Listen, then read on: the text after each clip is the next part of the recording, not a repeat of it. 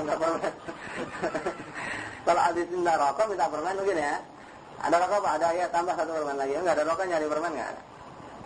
Tapi kenyataannya itu jadi secara logika enggak kelihatan gitu. Dan ternyata Allah memberikan rezeki dari arah yang tidak disangka-sangka. Sama sekali tidak dilihat. Jadi sekali lagi kemaksiatan itu bisa menyebabkan tertutupnya pintu rezeki, ya. Kemudian ketakwaan itu semakin memperluas rezeki. Ya, di sini Ibnu Taimiyah rahimahullah taala telah menjelaskan bahwa keluasan rezeki itu bisa jadi dalam bentuk rezeki dalam jumlah yang banyak, bisa jadi yang sedikit tapi terasa mencukupi. Ya, terasa istilahnya bisa memenuhi kebutuhannya. Ada orang yang penghasilan sekali sehari jutaan tapi utang nggak bayar-bayar. Ya. Ada yang penghasilan dikit tapi kok cukupan aja. Ya. Sehari ya makan apa aja juga kalau nggak ada yang dimakan ya puasa. Jadi ibadah. Tapi yang kenyataannya dia lebih tenang hidupnya, nggak punya utang.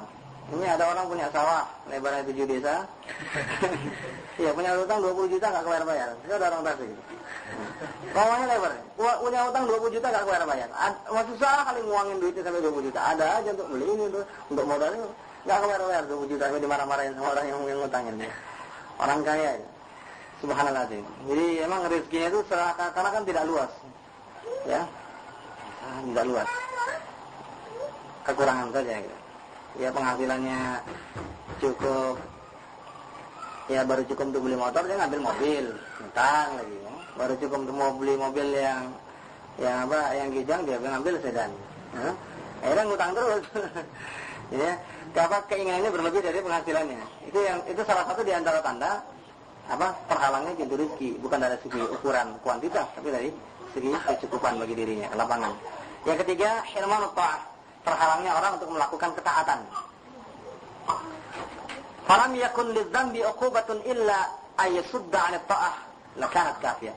Kalau seandainya dosa itu hanya memiliki pengaruh menghalangi orang untuk berbuat maksiat, itu sudah merupakan satu pengaruh yang amat besar sekali. Sudah cukup sebagai pengaruh yang harus segera dihindari.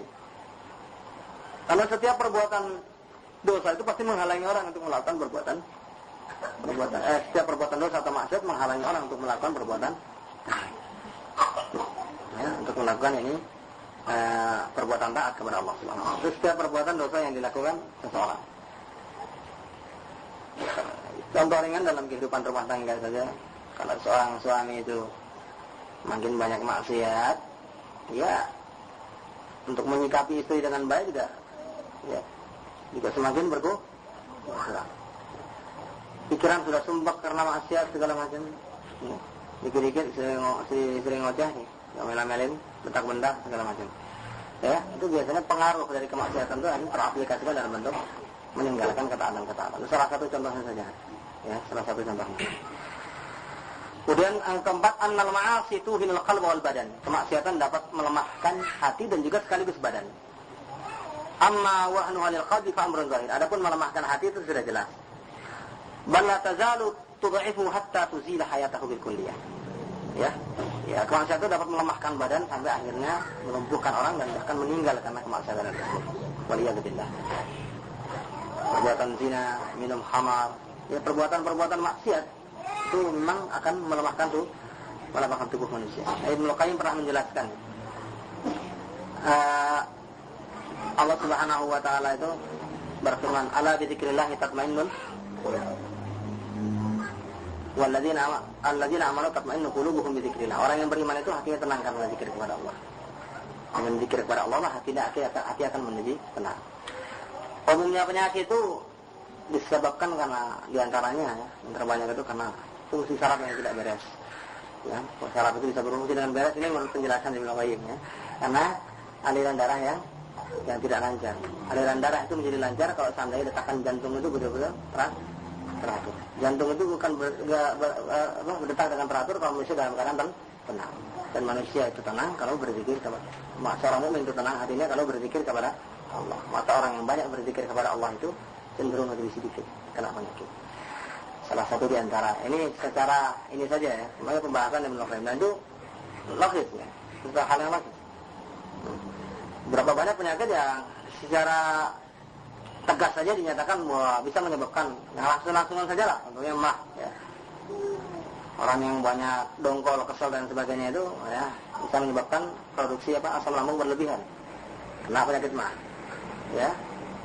Darah tinggi belum lagi ya. Jantung. Berapa banyak penyakit yang ditimbulkan secara langsung, secara zahir saja, secara kasar yang ditimbulkan oleh apa? Oleh sikap hati yang tidak karu-karuan. Yang itu tentunya karena kurang berzikir kepada Allah.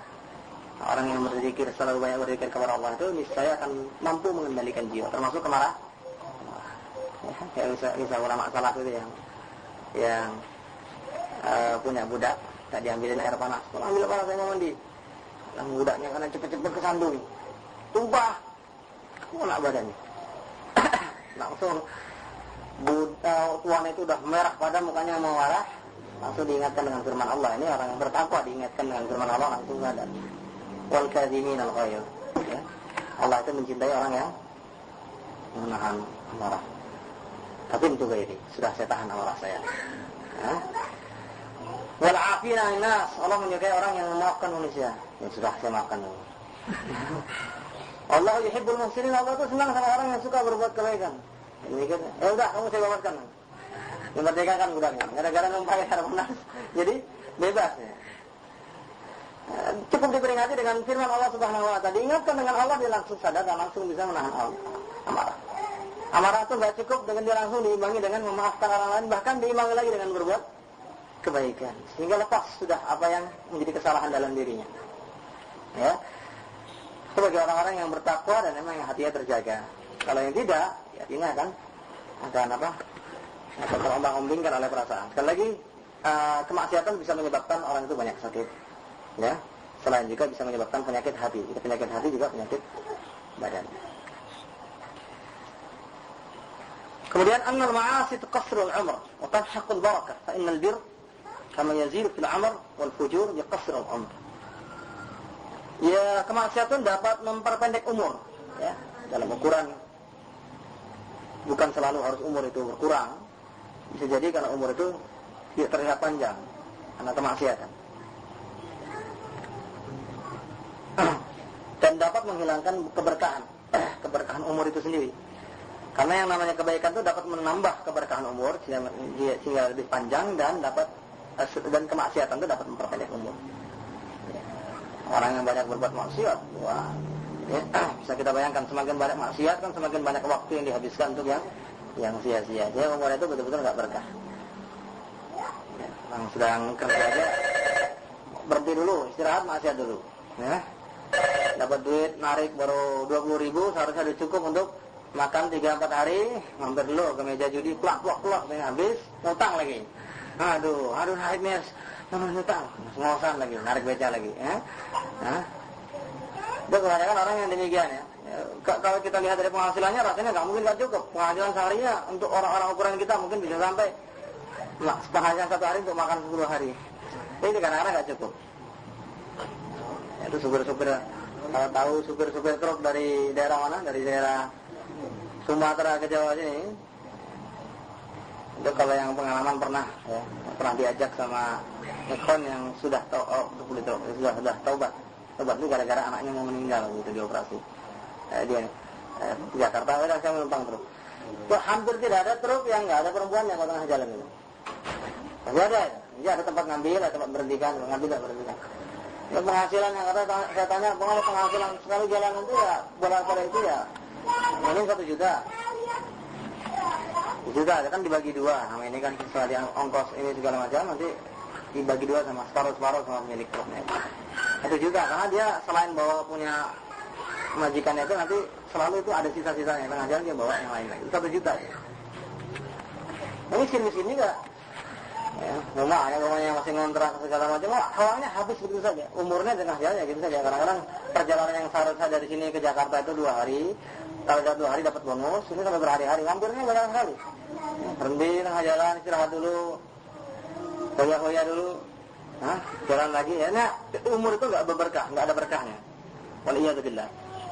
Kemaksiatan itu betul-betul menghilangkan umur kita dengan sia-sia. Kemudian annal ma'asi tazra'u amsaraha wa yuwallidu ba'daha ba'dan hatta ya'izza 'ala al-'abdi mufaraqatahu al-kursi. Kemaksiatan dapat menimbulkan kemaksiatan lain. Orang sudah melakukan satu kemaksiatan akan cenderung melakukan kemaksiatan yang lain. Begitu semakin bertumpuk-tumpuk sampai akhirnya seorang hamba kesulitan meninggalkan maksiat karena sudah saling keterkaitan. Ya. Ada perempuan judi dengan keras, akhirnya sudah kebanyakan penyakit susah untuk ditinggalkan. Meninggalkan yang satu berarti harus meninggalkan semuanya. Ini sulitnya kebudayaan maksiat. Yang ketujuh, an-dzunub tud'iful qalba an iradatihi. Fataqwa iradatul maksiyah wa tad'u iradat taubah syai'an fa syai'an. Dosa bisa melemahkan hati untuk bertobat. Sehingga keinginan berbuat maksiat bertambah, keinginan bertobat semakin lemah. Ya, semakin banyak maksiat, keinginan taubat yang tadinya masih ada dalam diri hamba lama-kelamaan akan hilang, semakin redup, demikian seterusnya. Sampai akhirnya tidak ada keinginan taubat sama sekali. Ya, kalau sudah ada yang kita sebutkan kemarin apa? Ar-ran, ya, bal rana ala qulubihim ma kanu yaksibun, ya. Kan sudah muncul ron, ya, penyakit yang melekat di dalam hatinya itu, ya, karena perbuatan maksiat yang mereka lakukan.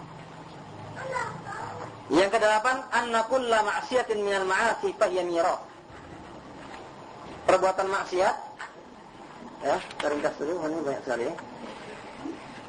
Perbuatan maksiat fahiya mirath adalah merupakan warisan turun temurun. Artinya kemaksiatan itu akan menjadi budaya yang terwarisi turun temurun. Kita tahu Lutiyah, homoseksual itu merupakan warisan kaum Lut. Masalah membolak-balikkan timbangan segala macam warisan kaum Syuaib. Angkara murka di muka bumi itu warisan Fir'aun. Ya, takabbur wa tajabbur, ya, takabbur dan berbuat diktator adalah merupakan warisan kaum Hud. Dan demikian juga seluruh perbuatan dosa itu merupakan warisan turun temurun. Dan itu akan terus terwarisi sampai akan datang. Ya, akan terwarisi turun temurun terus sampai pada umat yang akan datang. Segala bentuk kemaksiatan sekali lagi akan terwarisi turun temurun. Ini merupakan dampak yang cukup berat dari perbuatan maksiat. Yang kesembilan, tambah dua lagi saja. Annal musibah sababun lihawanin abdi ala rabbih. Kemaksiatan itu bisa menyebabkan orang itu meremehkan Rabbnya, meremehkan Allah. Sebagaimana yang dikatakan oleh Imam Hasan Al-Basri, kanu alaihi fa'asawhu walau azzu alaihi la'asamahum. Karena mereka itu berbuat maksiat, maka mereka itu meremehkan Allah. Bukan juga karena mereka meremehkan Allah, mereka pun gampang berbuat maksiat. Seandainya mereka itu memuliakan Allah, niscaya Allah akan memelihara mereka dari kemaksiatan. Demikian juga yang difirmankan Allah di dalam surat Al-Hajj ayat 18. Wa may yuhinillahu fama lahu min mukrim. Orang yang telah Allah hinakan, yang berbuat maksiat, berbuat kufur, dan tidak ada seorang pun yang bisa memuliakan dia. Yang 10. Anna ghairal mudrik minan nas wad dawab ya'udu alaihi syu'mu dhanbihi. Fa yahtariqu huwa wa ghairuhu bi syu'mi dzunub wal dzulm. Orang lain yang enggak ikut berbuat maksiat kadang-kadang kena kesialan perbuatan maksiatnya. Ya, bias perbuatan maksiatnya, ya. Kadang-kadang kalau satu negeri sudah banyak orang berbuat maksiat, turun azab Allah, Allah sudah enggak membedakan lagi mana yang berbuat maksiat dengan yang tidak. Semuanya akan kena azab dan semuanya nanti akan dibangkitkan sesuai dengan keberadaannya. Kalau dia ini orang-orang yang saleh, tapi yang kurang beramal ma'ruf nahi munkar sehingga merasakan akibatnya di dunia, dia akan dikumpulkan bersama orang-orang yang saleh, ya. Orang yang berbuat maksiat dikumpulkan dengan orang yang berbuat maksiat. Tapi yang jelas, orang lain turut merasakan meskipun hanya berupa ini di dunia. Gara-gara orang yang membudayakan homoseksual, lesbianis dan sebagainya, muncul penyakit AIDS. Kadang-kadang anak bayi nggak tahu apa-apa itu kena. Kalau transfusi darah, segala macam. Orang-orang yang kadang-kadang tidak ada hubungannya dengan orang yang berbuat maksiat. Waliyadzubillah. Karena ada salah satu jenis penyakit kelamin itu yang bisa menular karena orang itu buang air, ya, di tempat orang yang berpenyakit kelamin tersebut yang buang air di tempat tersebut. Ini begini. Itu bisa saya bayangkan, orang yang enggak berbuat salah dengan kesalahan yang sama ikut merasakan akibatnya. Meskipun sifatnya hanya duniawi ya. Ini bagi orang yang bertakwa ya bisa menjadi pengampun dosa. Jadi ini menunjukkan bahwa bahaya dosa demikianlah. Karena orang-orang yang nggak salah pun ikut mendapatkan ini. Ya, untuk sementara kita cukupkan di sini. Nanti kita akan lanjutkan. dan kemudian menutupnya dengan pembahasan tentang cara turukul wiqayah min adz-dzunub, cara memelihara diri dari dosa. Kita akan lanjutkan karena waktu yang terbatas. Kemudian mungkin ada pertanyaan, tapi sebelumnya saya bacakan dulu ya pertanyaan. Ini ada pertanyaan dari belakang. Apakah hukum menonton sinetron di televisi dapat termasuk dosa kecil? Bagaimana kalau dilakukan secara terus-menerus? Ya, tergantung dari hasil tontonan tersebut. Kalau nontonnya itu dia melihat, di situ melihat aurat dan lain sebagainya, sekedar melihat ini aurat lawan jenis, bisa jadi termasuk dosa kecil. Tapi bisa juga berubah menjadi dosa besar kalau itu sampai bisa menggiring kepada perbuatan yang lebih besar daripada itu. Tergantung yang ditonton dan besar kecilnya kemaksiatan yang dia saksikan. Kalau sampai waliyadzubillah melihat ini adegan-adegan yang sudah jelas sampai kepada tingkat yang parah sekali, ya bisa menjadi dosa besar. Ya, bisa menjadi dosa besar. Karena nazrul fujaa, melihat aurat tidak sengaja, itu bukan dalam bentuk ini melihat orang misalnya sedang berhubungan intim dan lain sebagainya, bukan. Kalau menyaksikan orang berbuat intim itu termasuk dosa besar. Hukumnya sama dengan tarassub, ngintip. Ya. Kan kalau bisa hobi congkel mata. Ini sengaja dia diperlihatkan, ya, orang itu juga berdosa besar dan orang yang melihatnya juga telah melakukan perbuatan dosa besar. Ya, tergantung. Meskipun ini hanya dosa-dosa kecil, kalau bertumbuk-tumbuk. Syekh Abdul Aziz Ibn Baz pernah ditanya, bagaimana orang yang menonton istilahnya acara yang baik-baik dalam televisi yang diselingi dengan musik, selingan. Itu tetap haram, meskipun yang tonton adalah yang baik-baik. Karena yang lain ini sudah pasti mengikut. Oleh sebab itu, dengan sekian banyak macam, ya, corak ragam acara yang jelas banyak keluar. Ini padahal Ibnu Baz ditanya adalah dalam konteks acara-acara yang ada di Saudi Arabia. Saya nggak bisa bandingkan mana yang kira-kira yang lebih parah antara di sini dengan di sana. Ya, acara-acara televisi secara umum. Ya, yang jelas di konteks demikian beliau mengatakan bahwa menonton televisi itu untuk saat sekarang ini dalam kondisi demikian itu hukumnya adalah halal. Bukan karena zat televisinya, bukan karena teknologinya, tapi karena acara yang disajikan. Ya, yang hampir tak seorang pun bisa lepas. Kalau ada orang bilang, saya bisa jaga, saya jangan tahu. Guna dalam berita saja, yang lain saya lakukan. Apa betul ada orang yang bisa begitu? Ya, secara istilahnya kenyataan sajalah. Kalaupun betul-betul ada satu di antara 1000, itu nggak bisa dijadikan standar hukum. Bagaimana dikatakan boleh bagi siapa yang mampu, ternyata yang mampu hanya satu di antara 1000? Nggak bisa. Kita akan mengorbankan yang 999 ini dalam perbuatan dosa wajib. Karena kepada ulama itu memberikan syaddud dari'ah.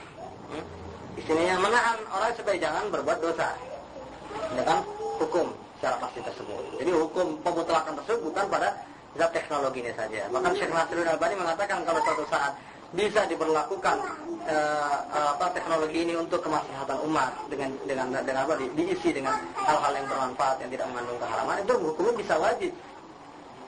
Karena kalau berita misalnya satu penting gitu ya yang bisa sampai sekarang tertunda gara-gara tidak memakai fasilitas itu kan bisa menyebabkan hilangnya kemaslahatan.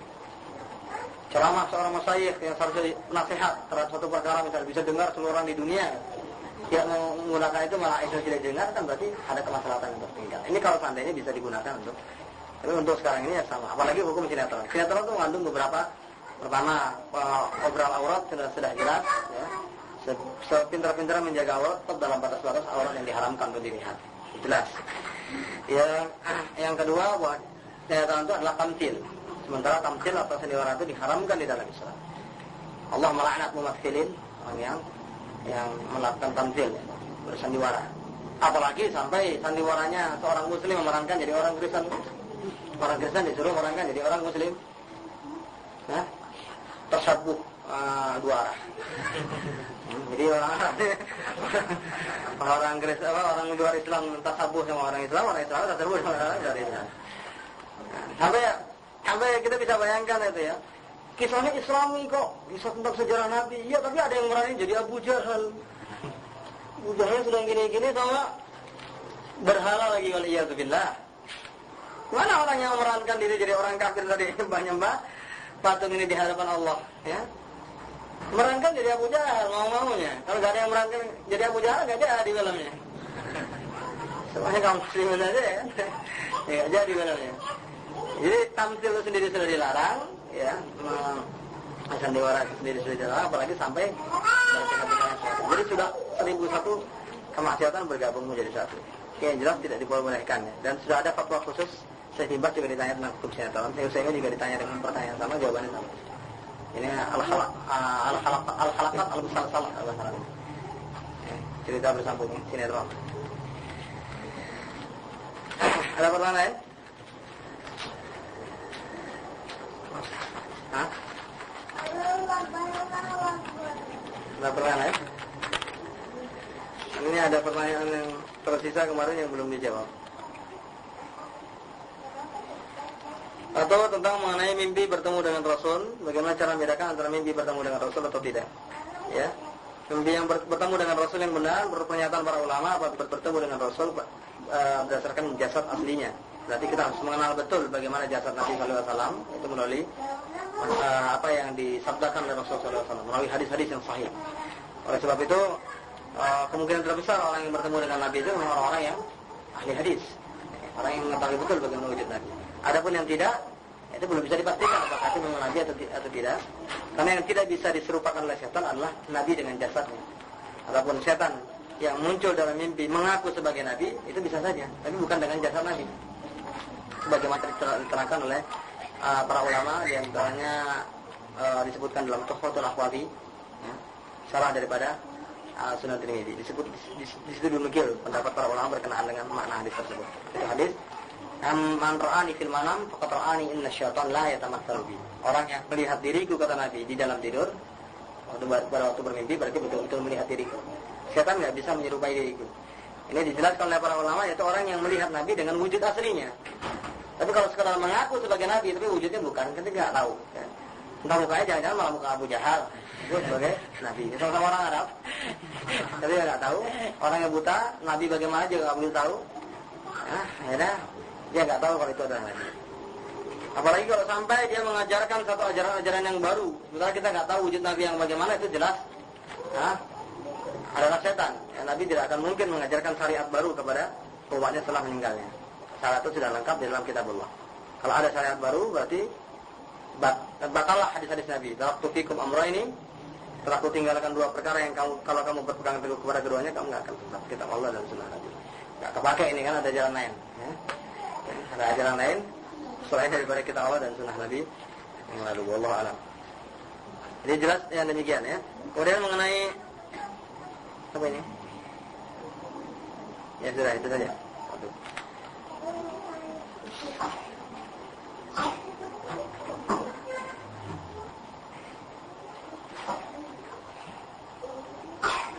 Ini tentang masalah birrul walidain ya, orang tua yang mungkin selama hidupnya banyak berbuat salah kepada orang tua, sementara orang tuanya sudah meninggal dunia. Ya, bagaimana cara ini? Ya kita hanya berbuat ihsan kepada orang tua, dan berbuat ihsan dengan orang tua itu tidak hanya semata-mata ketika orang tua masih hidup.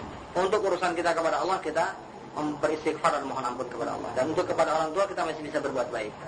Ya, dengan bersedekah, kemudian kita niatkan pahalanya untuk orang tua kita, atau kita berdoa, ya. Sebagaimana yang pernah dicontohkan langsung oleh para sahabat Nabi dan dibenarkan oleh Nabi. Seorang sahabat berkata, bagaimana kalau aku bersedekah kepada orang tuaku yang sudah meninggal? Nabi mengatakan boleh. Dan itu termasuk diantara, itu dibolehkan, kata Syekh Nasir, untuk anak saja. Karena anak itu merupakan bagian dari perbuatan orang tua. Jadi sedekah yang diberikan kepada pahalanya kepada orang tua. Dan itu termasuk berbuat baik. Ya. Kalau orang tuanya sudah meninggal dunia dalam keadaan tua, punya niat haji, tapi belum mau melaksanakannya, kita bisa melaksanakan haji. Dinamakan kepada haji. Itu juga termasuk birrul walidain. Ya. Itu termasuk birrul walidain. Yang paling utama sekali adalah mendoakan orang tua. Nah, doa seorang anak yang saleh itu akan bermanfaat bagi orang tua, baik di dalam kubur maupun di akhirat nanti. Ya. Jadi selanjutnya, bagaimana dalam menilai seseorang, apakah dia seorang muslim sejati atau bukan? Muslim sejati atau menilai seseorang, wah ini sulit kalau katakan muslim sejati itu.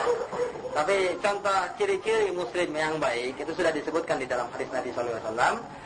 Hal muslimu man saliman muslimuna min yadihi wa lisanihi. Seorang muslim itu yang apabila orang lain merasa aman dari gangguan lidah dan seorang muslim yang baik yang menjalankan syariat Islam dengan baik, menghindarkan maksiat-maksiat, menjalankan ketaatan kepada Allah, yang menjalankan sunnah-sunnah Nabi, dan kemudian terlihat dalam tindak nyatanya dia itu selalu menjaga lidah dan tangannya itu untuk tidak digunakan menyakiti orang lain.